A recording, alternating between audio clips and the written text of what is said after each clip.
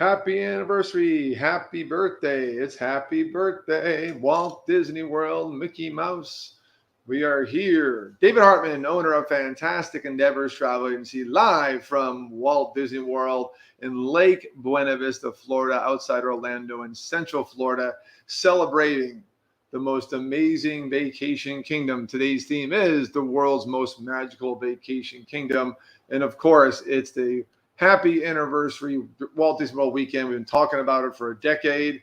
It's the 50th anniversary of Walt Disney World, which as of Friday is 50 because it did open October 1st in 1971. They had only 10,000 people show up. They didn't even know until Thanksgiving that year if this would even work in the East Coast. Disneyland was already successful. I'll talk about that story in a second. And I think we had a few more people than that here on the first, but not as many as expected, which I'll talk about a little bit. Got a lot of people coming on. As always, like this wherever you're watching it. Share it really does help me out. And like the page you're following it on, and friend me on Facebook at David W. Hartman for watching it there. And subscribe to my Fantastic Endeavors YouTube channel where all my shows, Dave's Disney and Enjoy the Journey Travel Show, are live. Today is Enjoy the Journey Travel Show. We're looking at Walt Disney World as a vacation kingdom, because that's what they called them when they first opened it, because it is a resort destination. I'm going to talk about the history and what's all about Walt Disney World and these 27,000 acres we're sitting here in Central Florida. Then I'll talk about my history and what it means to people, why this place is so important as the ultimate, most magical vacation destination, because it is the world's most magical vacation kingdom. And I want to hear from you about your visit and what is your ties to Disney and why it's a pull on your heartstrings so much. Let's talk about today for the next half hour. And I have trivia, not one, but two Disney gift cards. You have to be live and answer the question on the air. Put a comment in the chat wherever you're watching it. I got them all monitored here. Whoever is first, we'll give you the gift card and send it to you online. Just share my email and private message. And it's yours. There'll be difficult questions. I'll have some warm-ups beforehand, but let's get right into it. How did this amazing place come about? Let's talk about the history of Walt Disney World. Happy anniversary. And it's an amazing place that has grown quite a bit in 50 years. And we'll talk about how it started and what it is today. Disneyland was very successful. Opened in 1955.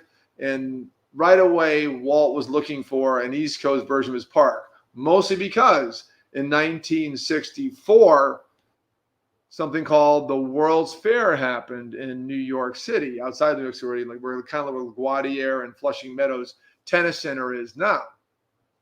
And he had four major pavilions there. I talked about on a different show last year, talking about Epcot. In those four pavilions, It's a Small World, Carousel of Progress, the Magic Skyway, Great Moments with Mr. Lincoln, are all inspired in the rides in the Magic Kingdom. But that show, the 3-hour lines he had there for the month they were there, really showed that this was something they could really do and make happen on the East Coast. They started looking for East Coast venues that would match the characteristics of California. Well, they looked at Florida, looked at Ocala, they looked at the coast of Florida, they even looked at St. Louis, Missouri, they looked at a lot of different places, and they settled. They settled on Central Florida because they had a lot of affordable real estate near a small little city of Orlando, Florida, not so small anymore. And the key is that I-4 was there for many years. That goes from Tampa to Jacksonville. And they had just built the Florida Turnpike, was brand new, that went through mostly Orange Grove to Central Florida, up near Ocala area, all the way down to Miami. That was the plan for it, at least. So that intersection was very important. They looked at that. There was a lot of affordable real estate available. Then started the land grab. And I will say, my first trivia question is simple yes or no. If you're out there watching, please leave me a comment in the chat. Did Walt Disney actually set foot in the property of Walt Disney World? Obviously, he died in 1966. We all know that. Walt Disney World opened in 1971. But did Walt actually set foot on the property that became Walt Disney World? Because that's part of my trivia question I'm leading up to. So that's question number one. Put it in the chat, yes or no. And let's see if people are doing it. And Debbie gets it. Yes. Correct. There's a famous picture now. You go to Steakhouse 71. It's in a lot of publications and books. As you walk in the Contemporary Hotel, take a left past check-in. The former Wave American Flares, now Steakhouse 71. All amazing picture on the wall, the building Walt Disney World. And there's a picture of Walt from, I believe, 1965, looking not so great, but he was there with Card Walker, who became CEO of Walt Disney World later, and he actually stood in the area that was soon to be the Great Magic Kingdom. And I get some other comments. Oh, no worries. No worries, Mark. We'll hang out. Thanks for watching today, though. We'll have fun. We'll have fun later tonight. We'll be at Epcot later, Mark. And thank you for sharing. Appreciate that very much. Keep the comments coming. I'll keep the trivia coming. So why the land grab? Why did Walt Disney World go through all this work to do this? And Walt was a big pusher. Now, his vision of the parks was something different than it is today. He had the vision, which he shared on the World of Color in the 60s on TV, was the experimental prototype community of tomorrow. I was going to do this as a trivia question, but everyone knows it. Short, he called it Epcot. And Walt was getting into urban planning, into Epcot, and he had seen monorails in Germany. Monorails were not invented by Disney, by the way. And he had seen city development in different cities, and he wanted to build this city of tomorrow. And he wanted enough real estate to have a Disneyland kind of version in the East Coast, but also a whole community inside it. And that's the famous story that why they wanted so much land. And also the other story you probably heard is that they didn't have a lot of money. They partnered with ABC initially to build Disneyland, and they couldn't buy the surrounding area, and right away a lot of cheap hotels and flop houses and souvenir business that we now have on 192 here, by the way, south of Walt Disney, but outside the property, beyond all the buffer they have. He didn't like that. He didn't like it tarnish his image of this nice, fun community for families, because it's all about families. It was all about the parents having a good time with the kids. But now he had upgraded his vision to actually build a community. Did that come to fruition? That's debatable, not for this show. Between the combination of building celebration for fans and for cast members, they put their concepts into there. And the way this is operated here, we'll talk about, you can truly say it did come to fruition. Not exactly how Walt envisioned it. But once Walt passed away in December of 66, the current leadership said, we are an entertainment company. Let's focus on a theme park, but let's build a resort. Let's give them a destination, the most magical destination. And they built, in 1971, 2 hotels, Contemporary and Polynesian. The famous monorail was there. Seven Seas Lagoon was built from scratch. Bay Lake Tower was already there. Discovery Island was there. And of course, my favorite, Fort Wilderness Campground, opened November 19th, 1971, because cast members were staying there and they had a lot of water storage for Bay Lake going on. But they always all the idea of this vacation kingdom. It wasn't just about Magic Kingdom. It was about this. And that's why my show today is a travel show. It's about Disney World as a vacation destination. Now, how they do all this, I mean, that's a lot of zoning permits and approvals, working with counties and state. How are they able to do this and affordably make it happen? First off, you buy cheap real estate. That's the key to any project. Well, with the key to any project, if you're Disney, you're already known, you're on TV every week, and you have a theme park and movies. Hard to really understand that this is cheap real estate. So they went out and created dummy companies. They used a Miami office, a guy named Bob Wolf, and they went and created these shell companies under like East Campus Compass Company. And they started using other dummy companies to buy real estate, and they bought for like $5 million, 27,000 acres, which today is worth a bit more than that. I think the last bit of they paid a bit more because they wanted a few more parcels that were available after it was let out. Now, what happened is someone in the Orlando Sentinel was told initially, hey, silently, a big project's going on, but please, if you hear any leads, keep it quiet. And they did for a long time. Finally, one reporter asked Walt Disney World about Florida, and he knew a hell of a lot about it. And she told her editor, I think this is Disney. And a phone call went back and forth saying, listen, I got to go live with this, hence the famous announcement. So first off, yes, you can see the names on Main Street Magic Kingdom of MT Lot and all these crazy names they use, these dummy shell companies, to keep it silent because they didn't want to go overboard and overpay for really cheap, unusable, not even farmable land. Nowadays, it would be probably you can't build on it because it's wetlands. But they're actually buying more real estate south of here as offset to further protect what they have. Still around 25,000 acres. They have sold some off. Some they've given off to Celebration. That community is now fairly independent. There's a lot of south that has been just kind of granted to the state for drainage so they can keep what's here active. And they still have more land here to build on. 15 parks and talked about, despite what they have now, but it's actually getting less and less because of wildlife protections and wetlands. And they want to keep a lot of it preserved because this is a true community, but it's a vacation destination. So from the shiny roots in 1971, we ended up with 4 theme parks, 2 water parks, Disney Springs today, plus several golf courses, some not owned by them already, but the Trujillo golf course now owned by Four Seasons, but still inside Disney World. The other 4 of them they do own and operate through Arnold Palmer Golf Management. Water sports, boat rentals, big bass fishing. I mean, monster bass and kids fishing, mostly in Bay Lake through charge. We can do a little bit of line fishing in Fort Wilderness and in Port Orleans Riverside Resort, by the way. Over 35,000 hotel rooms, plus a campground, Fort Wilderness, with over 800 campsites and 365 cabins, 750 acres, 1 mile from the entrance to Bay Lake. It's a true destination in itself. The people are a community. So it's really grown up in 50 years. It's gone way beyond probably their own dreams and that Walt Disney World had. And not quite the experimental prototype community of tomorrow they envisioned initially, but man, it's an amazing place to stay. And as I share my story, you'll understand my bond to Walt Disney World and everything they did here. So as far as trivia goes, can anyone give me quickly the order the theme parks opened? Don't worry about the years, just quickly the order the theme parks opened. There's 4 theme parks. They've all been open for, I'll give you a hint, over 20 years now. In the water parks, yes, same to water parks too. All the big major footprints have been open. Disney Springs opened in 75. That's been redone a number of times from the old downtown Disney day. That was called something else. But what's the order the theme parks were opened? Bonus points if you get the order of the water parks right too. A good one for you guys. I'm leading up to some bigger questions. Magic Kingdom was first. Yes. Woohoo. Yeah, initially, when everyone says Walt Disney World, you're right. Walt Disney World, let's see, Debbie is on fire today. Oh, well, we got tie goes to the runner. This is just a fun question. Not for trivia yet, not for a gift card yet.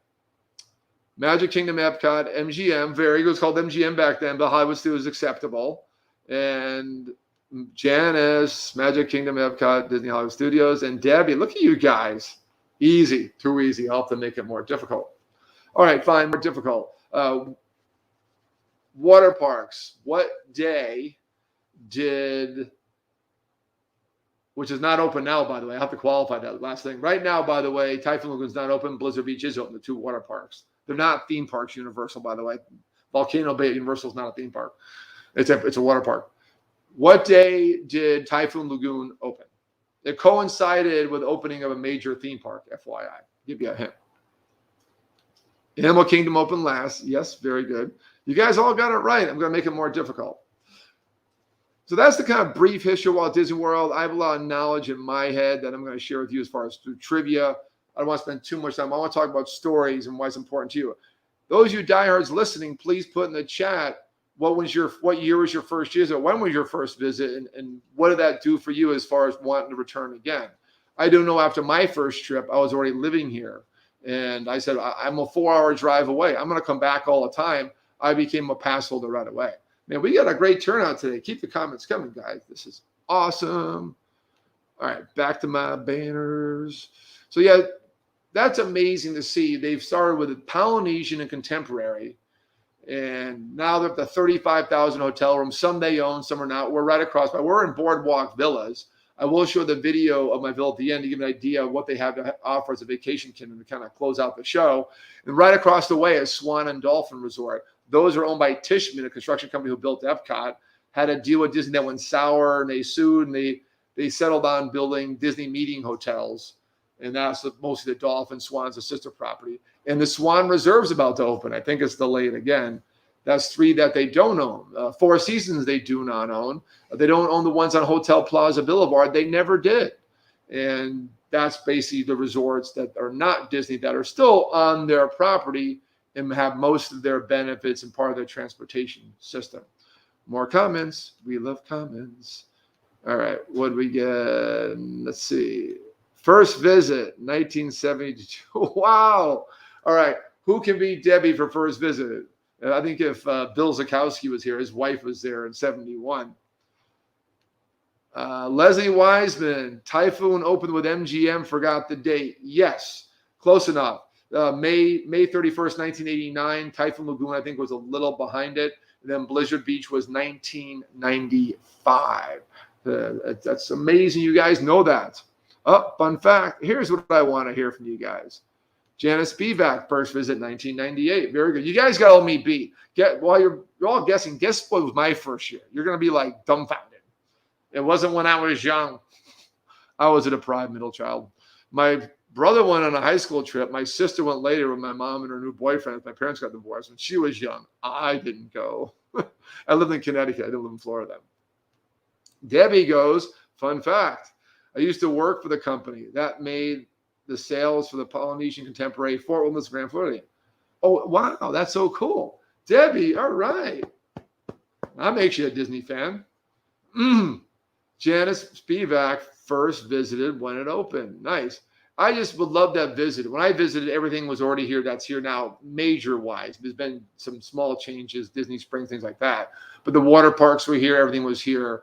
And I'm hinting, if you guys can guess, when my first visit was. But no, not when it first opened. I was an older adult living in Florida, long past my college days.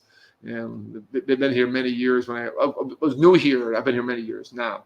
So that's so cool. Those of you that work for Disney, that you're still involved and wanting to come here, I just love stories like that. That's awesome. So, and we're all here for the thrill ride. But we're talking about Disney as a vacation destination. The anniversary, they had the right idea from the beginning. They wanted to keep people here and keep them on site. When they got more popular, said, you know what, we need hotels.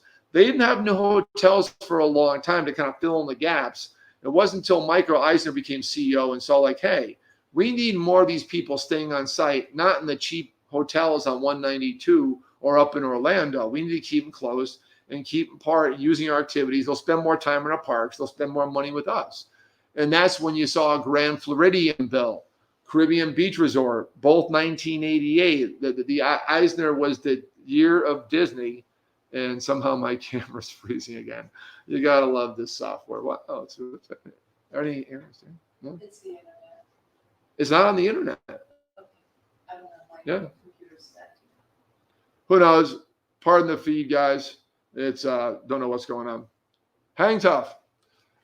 So that's kind of the timeline of the resorts, and then there's been a kind of a sequential timeline that went on down the line. So no one's guessed it, but I'll say my first visit, everything was here. Oh, one more story.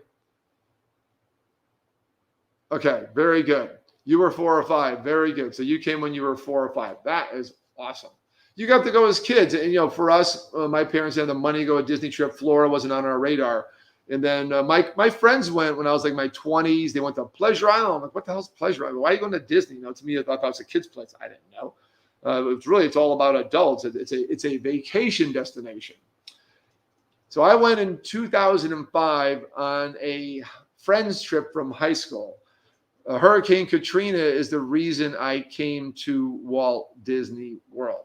Now, why is that? Hurricane Katrina wasn't a big deal in Florida.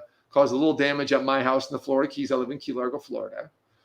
But it hit a place that we'd gone to for Saints football. My friend Tony Baxter, Tonto, I was with him here in August, right here at Boardwalk Villas. And he worked for ESPN. My friend Rich worked for ESPN. They were cast members because ESPN's owned by Disney. And as the story goes, Katrina hit New Orleans that summer. No way we could do a fall football trip.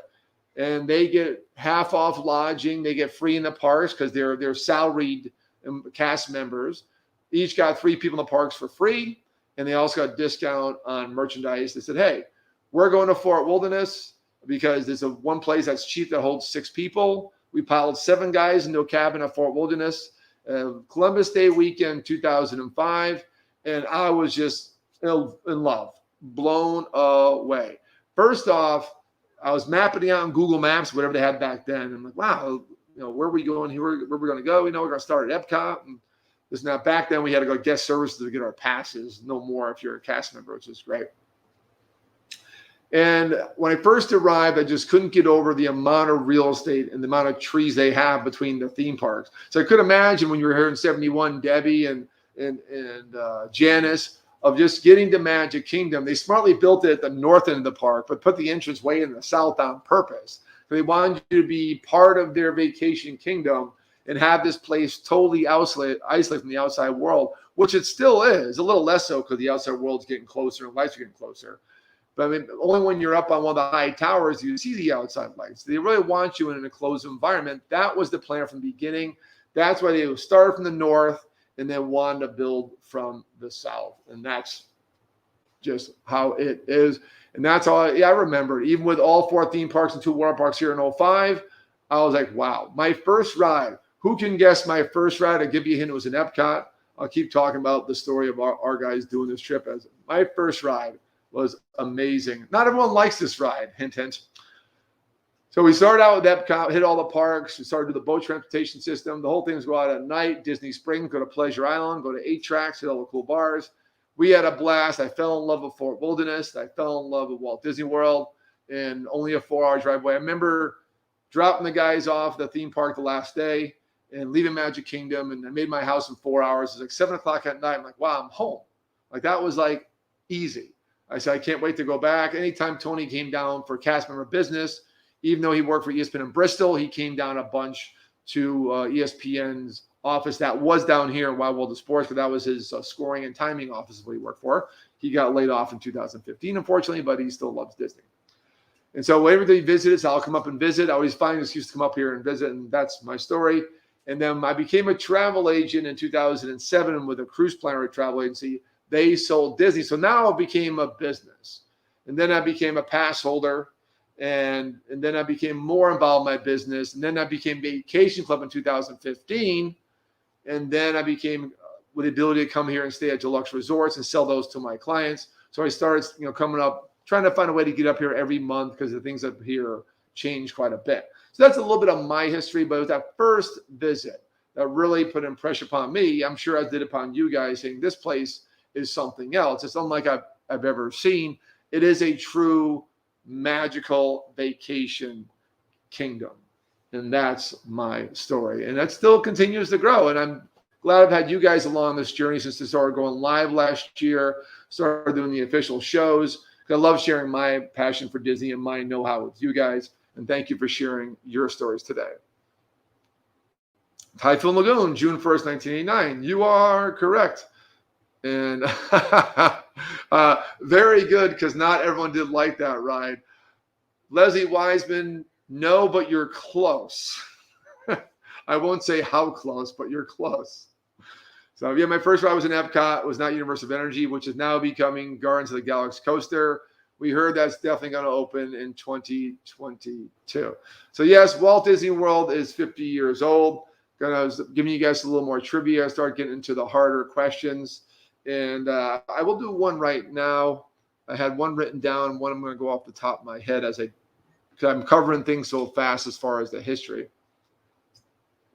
So Walt Disney World not only visited Walt Disney World property before it was built, and after he died, it was always in motion. It never stopped. Supposedly, the rumor it stalled after he died. There was a delay. The whole company was delayed, but it was always in motion, and he was the prime mover behind it. So, but he did see the area. He saw the land too. He had the famous jet that's now in storage back here. It used to be in the backlot tour, at Hollywood Studios, MGM, as Leslie Wiseman says.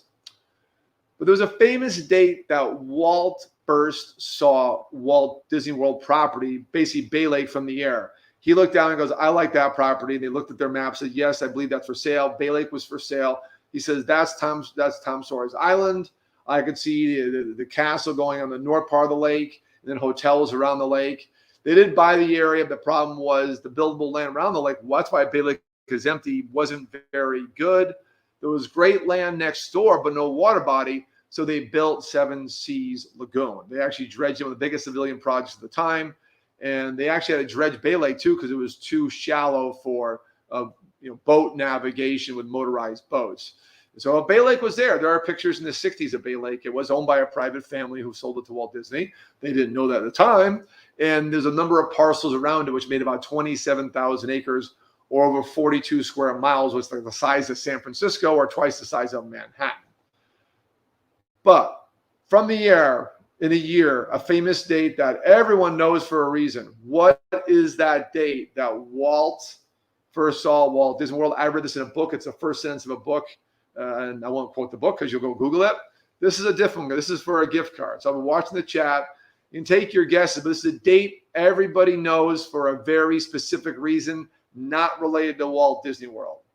It's one of those things that everyone remembers. Everyone, well, if I don't get it for a while, it's a hint I'll give away, that I'll give it away totally. But let's see what you got out there, guys. What date did Walt Disney World see this famous land? He said, that's it. That's the land. That's what I want you to pursue. And they kept flying, saw some more parcels, ended up in New Orleans. And in New Orleans, they learned that this is a famous day for a very different reason. What was that day? This is as niche as you get, guys. So good luck. I'll be thinking of question number 2. So I do want to talk a little bit about where I'm staying in the history here. I did a full show on Boardwalk Resort in mid-July. Check that out, my Fantastic Endeavors YouTube channel. To me, is one of the best resorts to here. This is part of the Vacation Club program. It started in 1991 because Disney saw these people staying here for a month at a time and said, well, now they're renting places in Kissimmee. Let's give them a reason to stay here. They built a real estate company called Vacation Club. And September 11th, 1969, no. No, the actual date itself. The actual date itself is very historic. People who alive at that time remember where they were. There's the hint. They remember where they were on this date. Obviously, he died in 66. So no, he didn't visit in October 1st, 71. Janice, he couldn't see the land. This is the land. He saw the land from the air before they even bought everything. So they took him a couple years to buy it. When he stood on in 65, they owned the land already. So I'm giving you more hints here. But it's a famous day that everyone knows. It's not related to Disney. Hey, no. Oh, you know, but you had to Google. Oh, wow. Well, Debbie, if you know it. Oh, she got it. Oh, Leslie Wiseman. Oh, what's the day? I mean, you got it. So, but if someone follow up with the day of someone out there, but Leslie wins. That's got yes. I got this from Project Future. If you're into the history of Walt Disney World, that's that he was flying around his famous jet. They saw all these properties. He saw Bay Lake and said, "That's it. That's what I want. Let's go after that one." No guarantee because they had still have to close real estate. Saw some more property, visited somewhere in Texas, and landed in New Orleans.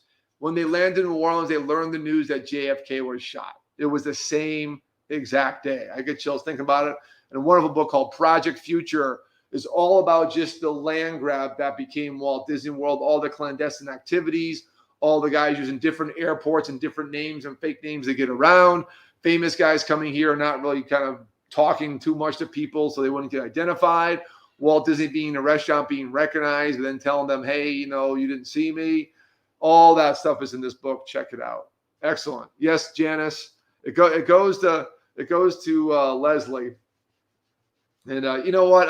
I may just call it today and give them to you too because I'm tired. I got to go to Epcot. So that's the trivia contest. You guys win. Janice, you get one. Leslie, you get one.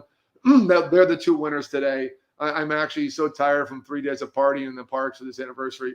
I'm spent. And in my live feed today, turned a half hour. Check out my live feed today. I gave all you 3 no-shows live. Today was a complete surprise to me and to you. Check it out. That one is on Dave Hartman Facebook, Dave's Disney, and the community. That one's in the community too for you guys in the community. Like those pages. If you're a true diehard watching this, go to Dave's Disney, hit join group, and answer just one of the 3 questions or all 3 if you want. I'll let you in that group. That's a group where we interact. Everyone gets involved and posts information to help out each other. We're all diehard Disney fans. So, yes, it's November 22nd. Nice correction, Janice. You did it. Very good. As always, like this where you're watching it, share it, join my Fantastic Endeavor, subscribe to that YouTube channel, and rewind and watch this from the beginning. I'm going to close out with our Boardwalk Resort. You guys always love videos. How about videos? Yes, November 22nd, 1963. You guys win. Two of my diehards, that's appropriate. Appreciate you sharing the stories.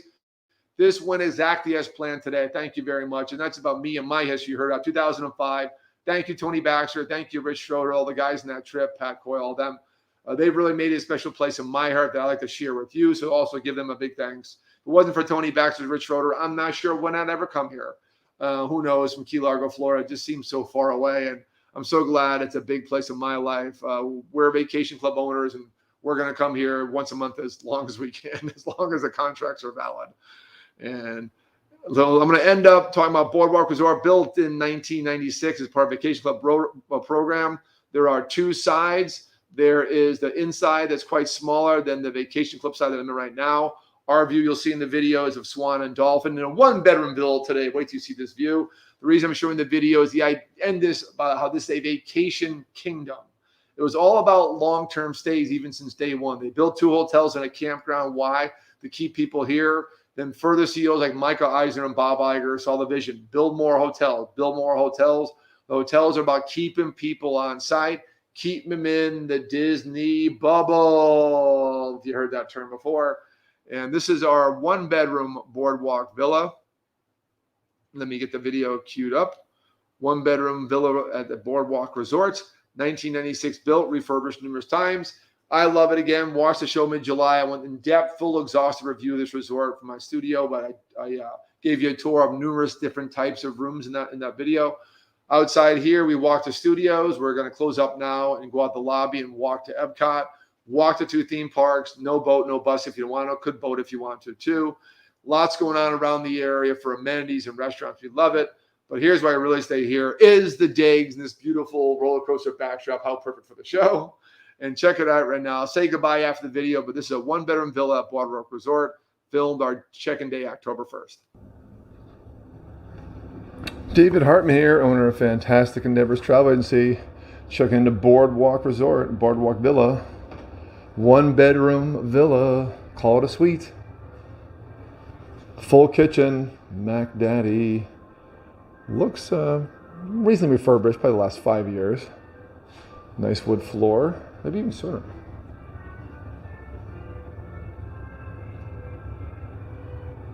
I haven't seen a one bedroom in a very long time, probably 5 years. Got a great view. Swan and Dolphin in the canal. The Hollywood Studios. There's the bridge to Swan and Dolphin. Obviously that's Swan, the smaller Western resort. Marriott brand. And then there's a bigger Dolphin. Let it focus in. There we go. Then over those clamshells is the new Swan Dolphin Reserve. The Dolphin Reserve, the Swan Reserve, which just opened, I think, yesterday or today. So it's a longer balcony because it's a one bedroom. I'll show you that real quick.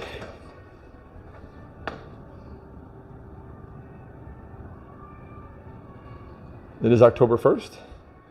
Happy anniversary. Epcot 39th and Walt Disney World 50. Better view of the kitchen.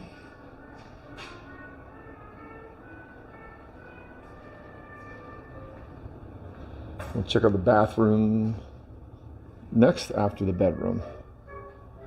This one sleeps 4. They don't have the trundle bed that makes it 5, so it actually sleeps less than some of the studios here, which is bizarre.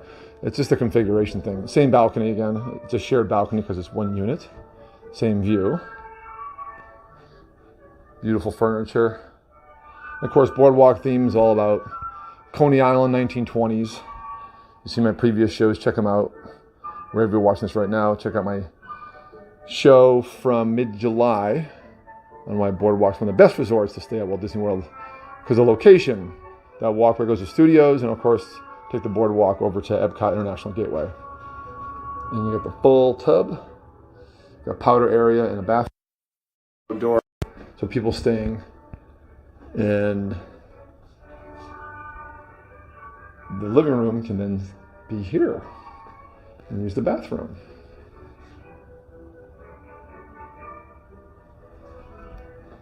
Nice shower. Everything's brand new. Gotta love it. That's our one bedroom villa. Nice digs, huh? Awesome resort. Love staying here. I think, if you look at my John Bo's house show from mid-September, I like that hotel. As far as a hotel, better. But this location here, you can't beat it with all the great things going on. That's the show, guys. We've been talking about the world's most magical vacation kingdom. Of course, Walt Disney World. Happy anniversary, 50th anniversary. We've been here all weekend. It's been quite the celebration, not quite the crowd levels we expected. Watch my live feed from today on my Facebook channels for Kite-Tail. Complete surprise, Disney Kite-Tails. It was much nicer than I thought. The new daytime show with actually different characters. It runs throughout the day with different characters. Jet skis pulling these big kites to music. It's really nice. Really relaxing. I had a comment from Leslie today. It was great. I did Harmonia September 30th in my live feed on my David W. Hartman Disney. I will share that to Dave's Disney later on this week, later on today. And then also I did on the 1st, I did Disney Enchantment, the new show at Magic Kingdom on the anniversary from VIP viewing above those millions of fans down Main Street.